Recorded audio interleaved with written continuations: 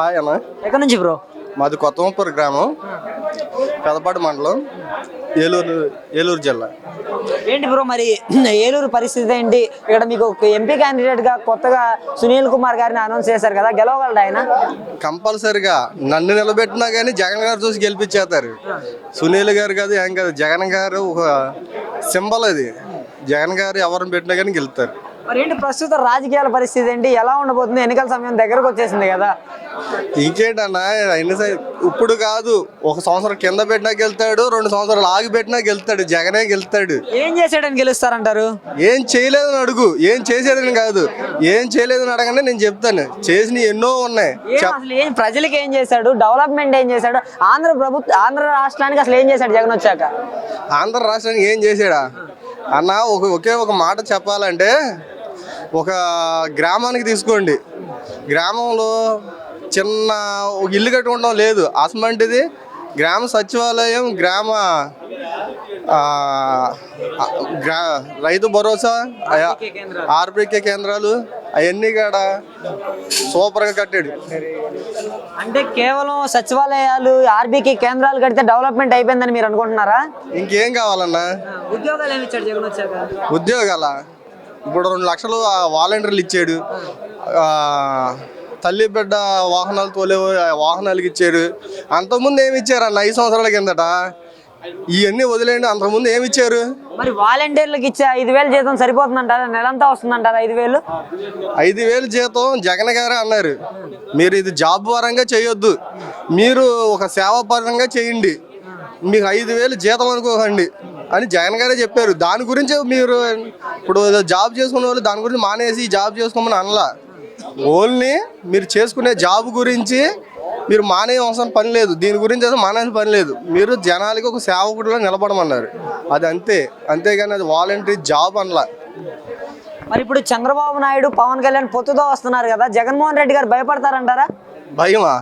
భయాన్ని మీద దీనికి బ్లడ్. అది భయం అన్న మాట అది అనకూడదు అసలు. మనం భయపడ్డారు కాబట్టి ఇంకో పొత్తుల గురించి నేను కొత్త పార్టీ పెడితే నా దగ్గర కాడ వచ్చి చంద్రబాబు పొత్తు అడుగుతాడు. అది వాళ్ళకి భయం కాబట్టి చంద్రబాబు పొత్తులు కలుపుకుంటున్నారు.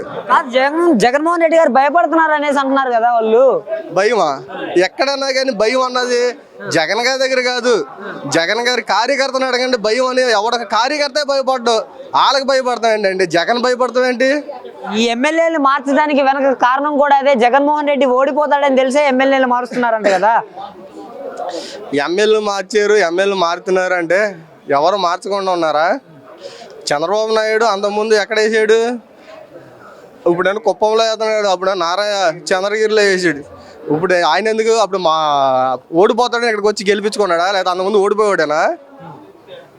మరి ఇప్పుడు కొత్తగా కాంగ్రెస్ కూడా వెలుగులోకి వచ్చింది. షర్మిలా గారు పోటీ చేయబోతున్నారు అనేసి ప్రచారం జరుగుతుంది కదా, ఆమె కాంగ్రెస్ లో చేరటం కూడా జరిగింది. అంతకుముందు కూడా కాంగ్రెస్ పార్టీ ఉంది, కాంగ్రెస్ పార్టీ అని లేకుండా పోయిందేంటి? అంతకుముందు కాంగ్రెస్ ఉంది, కొత్త పార్టీ పెట్టాడు జగన్మోహన్ రెడ్డి, అప్పుడు ఆయన వచ్చినాడు కాంగ్రెస్కి. ఇప్పుడు ఏం రావు కాదన్నా. ఇప్పుడు రాజశేఖర రెడ్డి గారు, ఇద్దరు రాజశేఖర రెడ్డి గారు పెట్టలే కదా, మరి ఈసారి ప్రజలు ఎవరికి మొగ్గు చూపబోతున్నారు అంటారు, కాంగ్రెస్ కా జగన్ కా? అన్న ఇప్పుడు కాంగ్రెస్కి ఓటేస్తే కనుక పైన రాహుల్ గాంధీకి, సోనియా గాంధీకి ఓటేసినట్టే. జగన్ ఓటేస్తే జగన్కే వేసినట్టు. పైన ఇంకెవరు ఉన్నారు? జగన్కు పొత్తు అన్నది ఎవరో లేరు. ఇంకా వేరే వాళ్ళకి ఎలా వేస్తారు? అది వేయరు, అది వేరే వాళ్ళకి వేసినట్టు కాదు కదా. కంపల్సరీగా ఇప్పుడు షర్మిలా ఓటేస్తే కాంగ్రెస్కి వేసినట్టు. ఎలా వేస్తారు? ఏరు.